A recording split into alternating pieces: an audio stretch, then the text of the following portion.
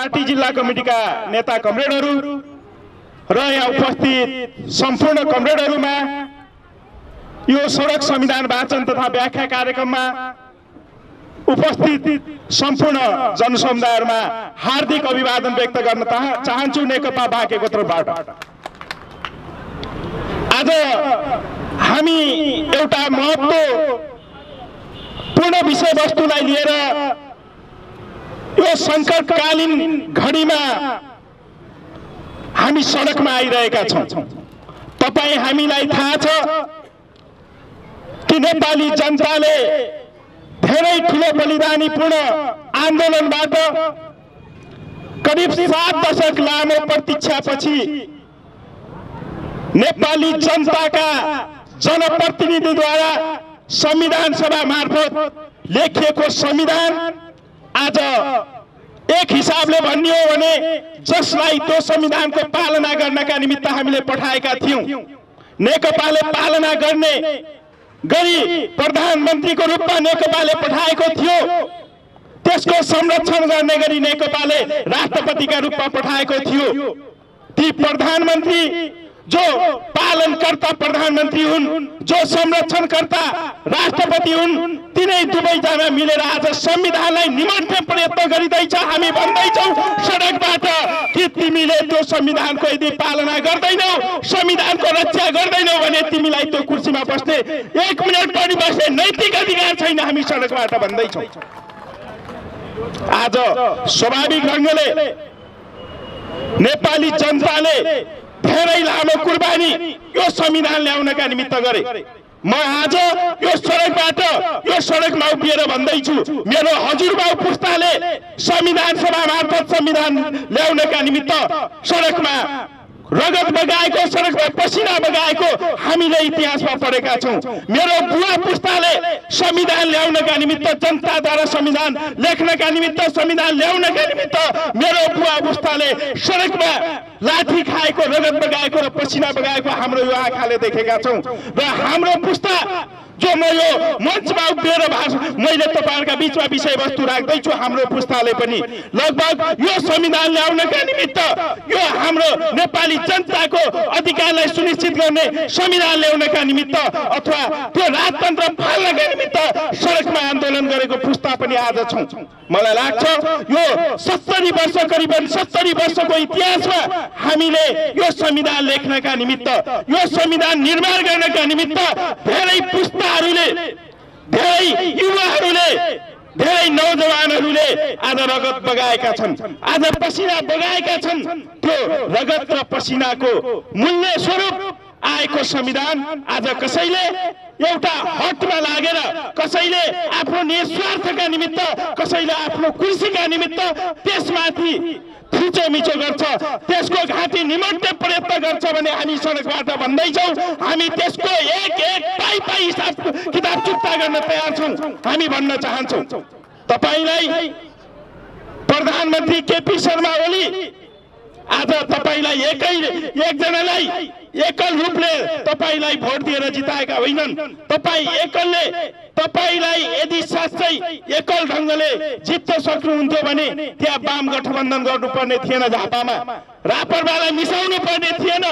यो भोट त नेपाली जनताले वाम गठबन्धनलाई दिएका थिए, नेकपालाई दिएका थिए। नेकपा प्रतिको विश्वास गरेर आज जनताले भोट दिएका थिए। त्यो विश्वासलाई कुठाराघात गर्ने काम आज भएको छ। हामी भन्न चाहन्छौं सडकबाट, हामी सडकबाट भन्न चाहन्छौं त्यो विश्वास किन भन्दा नेपाली हामी जति बेला चुनावी मोर्चामा थियौं, जति बेला हामी वाम गठबन्धन बनाएर निर्वाचनको संघारमा उभिरहेका थियौं, मत माग्न जनताको घर दैलोमा गएका थियौं र हामीले भनेका थियौं जनतासित हामी धेरै कुरा गर्दैनौं, धेरै भाषण गरियो होला, हामीले सडक बनाउने कुरा गरे होला, पुल पुलेसा बनाउने कुरा गरे होला, रेल ल्याउने कुरा गरे होला, पानी जहाज ल्याउने कुरा गरे होला। कतिपय त्यता नजाउँ, त्यो समीक्षाको विषयवस्तु पनि आज हुन सक्दैन।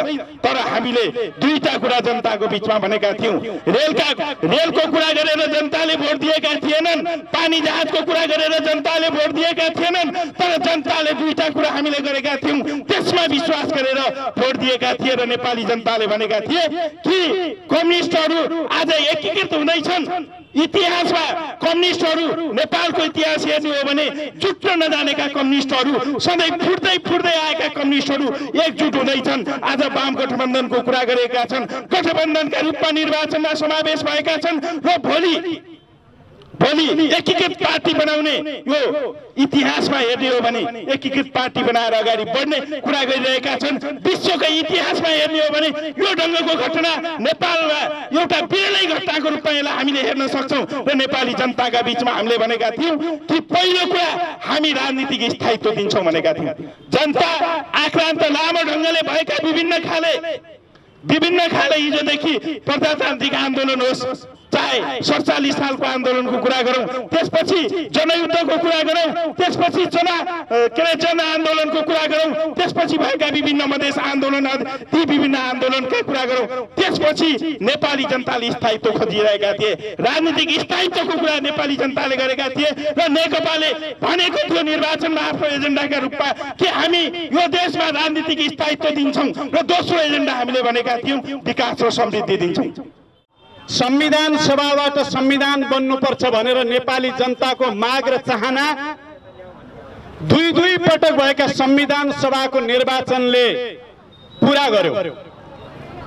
अघिल्लो संविधान सभाले संविधान जारी गर्न सकेन र दोस्रो संविधान सभाले अघिल्लो संविधान सभाले गरेका कामको अनरसिप लिँदै नेपाललाई समाजवाद उन्मुख संविधान जारी गर्यो। त्यो कम्युनिस्ट आन्दोलनका लागि पनि र नेपालको कम्युनिस्ट आन्दोलनका निम्ति उर्वर जनसमुदाय र माटोका लागि पनि एउटा सबभन्दा ठूलो उपलब्धि थियो। संविधान सभाबाट जारी भएको संविधान र त्यति बेलाका संविधान सभाका सदस्यज्यूहरू आज यो आन्दोलनमा सरिक हुनुहुन्छ। उहाँहरूको मनसाय पनि के थियो भने स्थिर सरकार, स्थिर लोकतन्त्रको स्थायित्वको कुरालाई उहाँहरूले संविधानमा लेख्नुभयो, उल्लेख गर्नुभयो। नेपालको समृद्धि र विकास संविधानवादको सिद्धान्त अन्तर्गत नै दिनुपर्छ। संविधानलाई एउटा स्थिर संविधान बनाउनु पर्छ।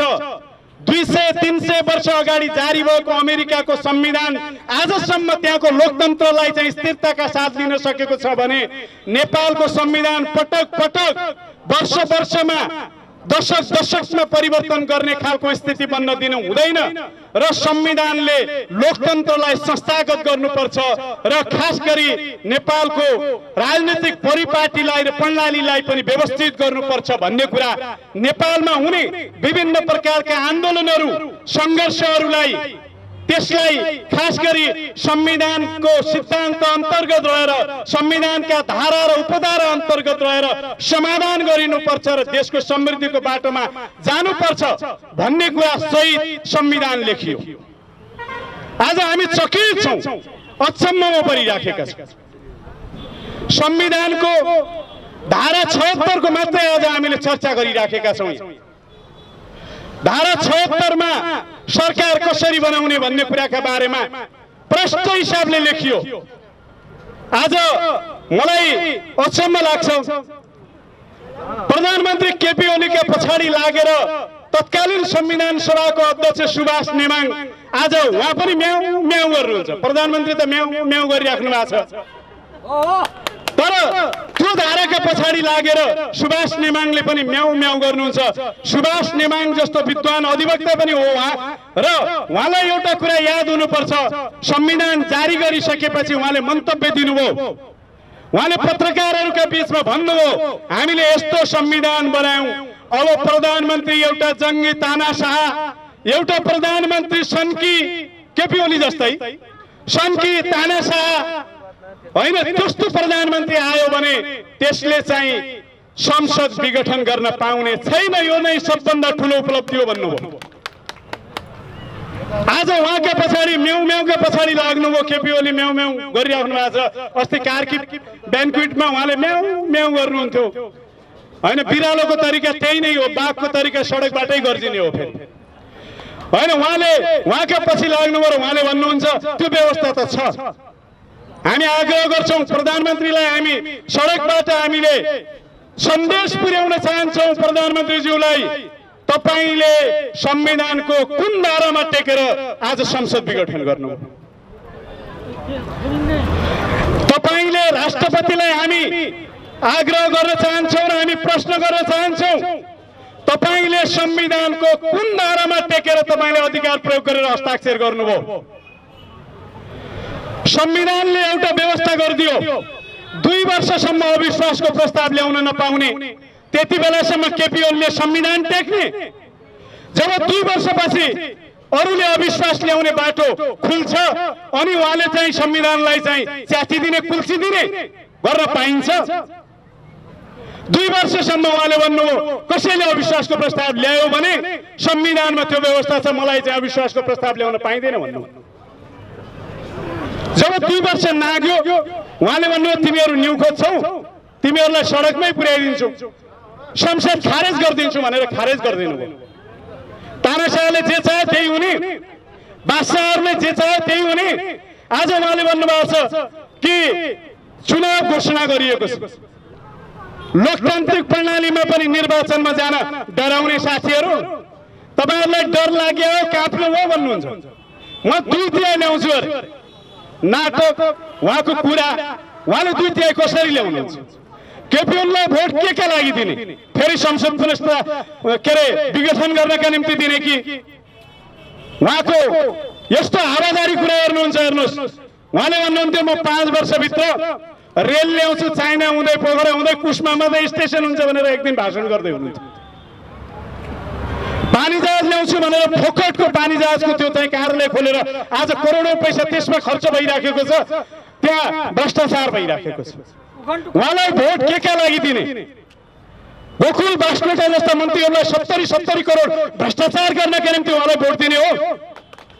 ताजा जनमत त्यसैका निम्ति चाहिएको हो? प्रधानमन्त्रीले ओम्नी काण्डमा त्यहाँ जसरी उहाँले आफ्ना मन्त्रीहरूलाई बचाउनु भयो, कोरोनाको कुरामा जनता चाहिँ भोकमरीमा छन्, रोगमा चाहिँ पीडित भइराखेको बेलामा उहाँले त्यस्ता मान्छेहरूलाई आफ्ना मन्त्रीहरूलाई बचाउनु, भ्रष्टाचारी मन्त्रीलाई बचाउनु भयो, बालुवा टारका जग्गा काण्डवालाहरूलाई बचाउनु भयो र उहाँले ओम्नी काण्डमा जहाँ भ्रष्टाचार गर्नेहरू, कोरोनाको औषधि किन्दा भ्रष्टाचार गर्नेहरूलाई बचाउनु भयो। त्यसैका निम्ति उहाँलाई ताजा जनमत चाहियो हो?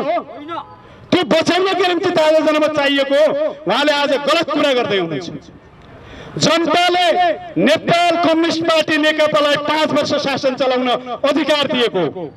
उहाँले भन्नुभयो एउटा कुरा मेरो कानमा गएर सुटुक्क भन्नुभयो, प्यासेन्जरले गाडीमा पैसा तिरेर यहाँबाट सुर्खेत जानलाई पैसा तिरेका प्यासेन्जरले तिरेका हुन्छन् अनि ड्राइभरलाई मन लाग्यो चिसापानीबाट गाडी घुमाउन पाइन्छ, त्यही भनिदिनु होला भन्नुभएको थियो उहाँले।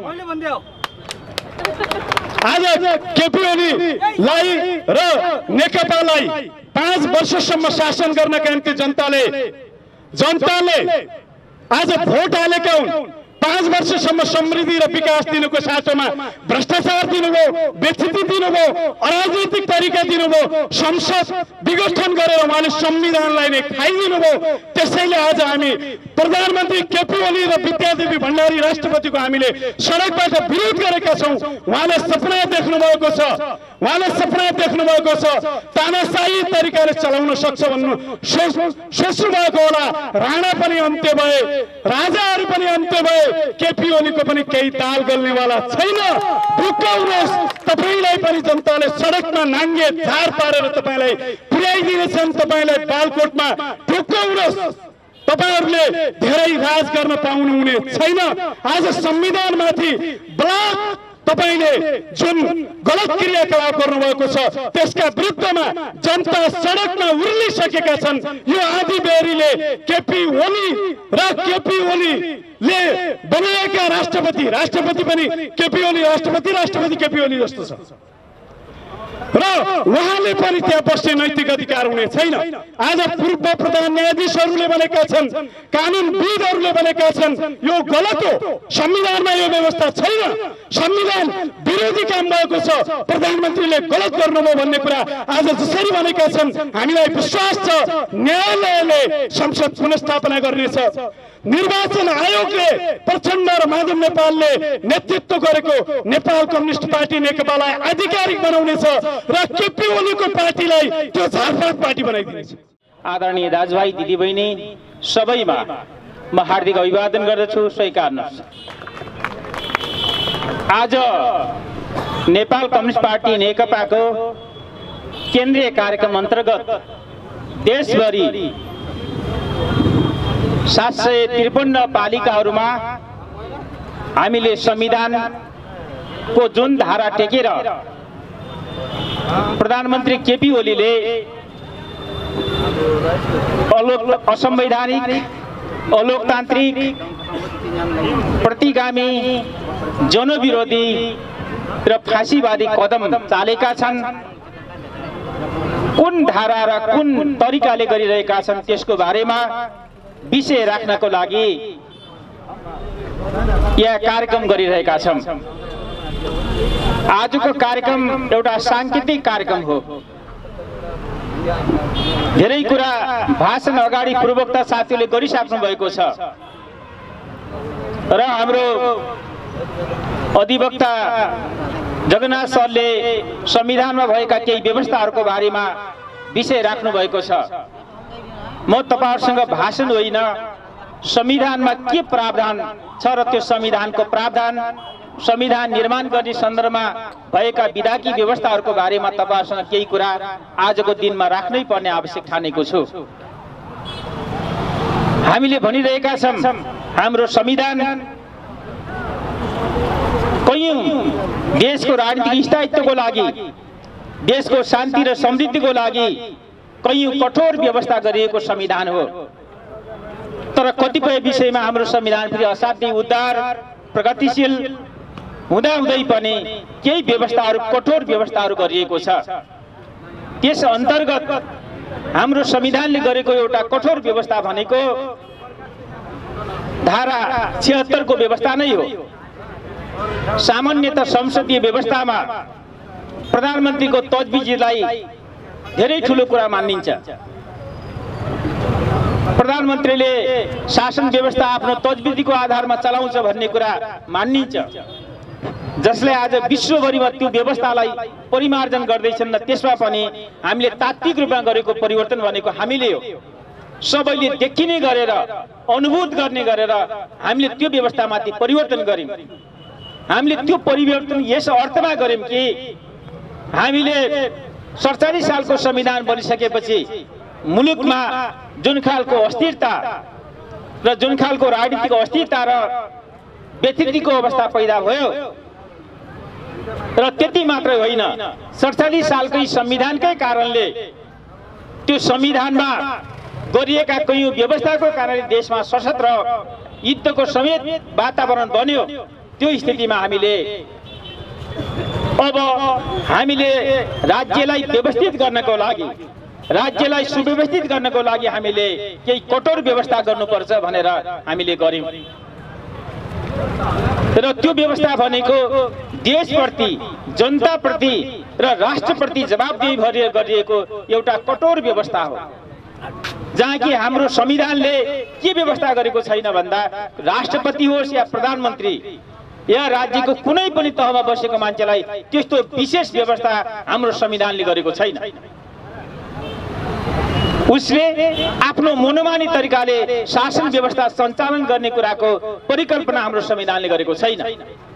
हाम्रो देश कुनै परम्परागत र चलन चल्ती र विगतका नजिरको आधारमा चल्ने देश पनि होइन, किनकि हाम्रो देशमा प्रत्येक चीजको फैसला गर्नको लागि लिखित व्यवस्थापन गरिएको छ। संवैधानिक कानुन भएको र कानुनी व्यवस्था भएको देश हो यो। त्यसैले त्यो व्यवस्थाको लागि आज केपी ओलीले सिधाका सिधा त्यसलाई उल्लङ्घन गरे।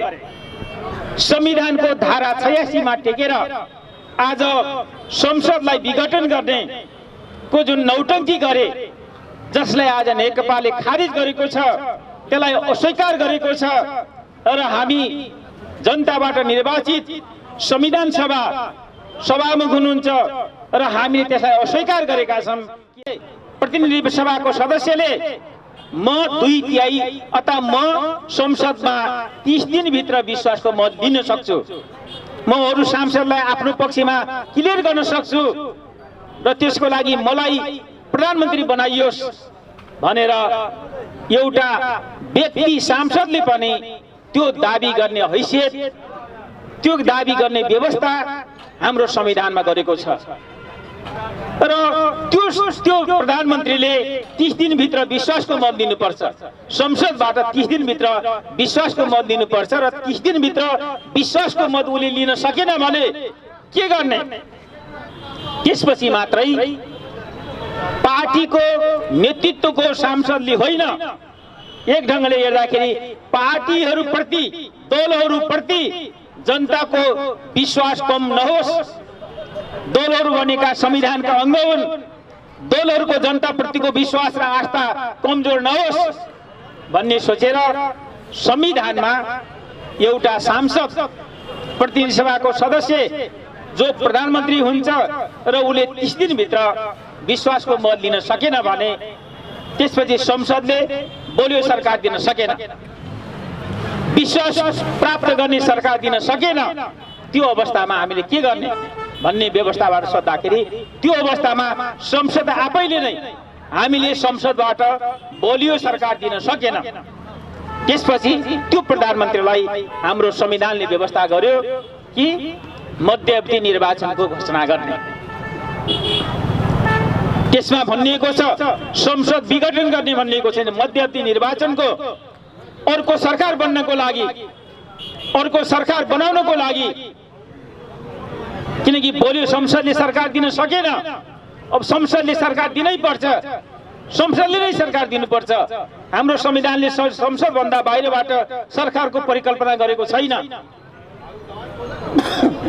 प्रधानमन्त्रीको परिकल्पना गरेको छैन, मन्त्रीहरूको परिकल्पना 6 महिनाभन्दा बढी संसदभन्दा बाहिरबाट गरेको छैन।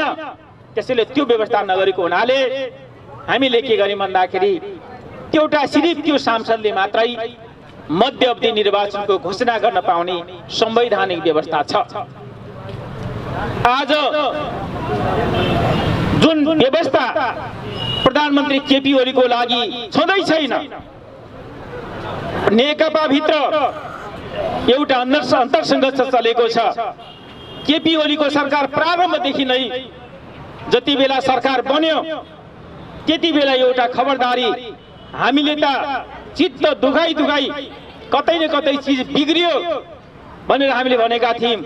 तर एकजना मान्य सदस्य, मैले उहाँको नाम लिने गरेको छु, प्रदीप गिरी, नेपाली कांग्रेसको तर्फबाट जित्नु भएको मान्य प्रदीप गिरीले पहिलो बजेटको बेला भन्नुभएको थियो, नेपाली कांग्रेसलाई एउटा डाक्टरले सिध्यायो, यो सरकारबाट मैले केही अपेक्षाहरू गरेको थिएँ, अर्को डाक्टरले नेकपालाई सिध्याउने भयो। किनकि जनताको विश्वास र आस्था अब समाप्त हुने भयो।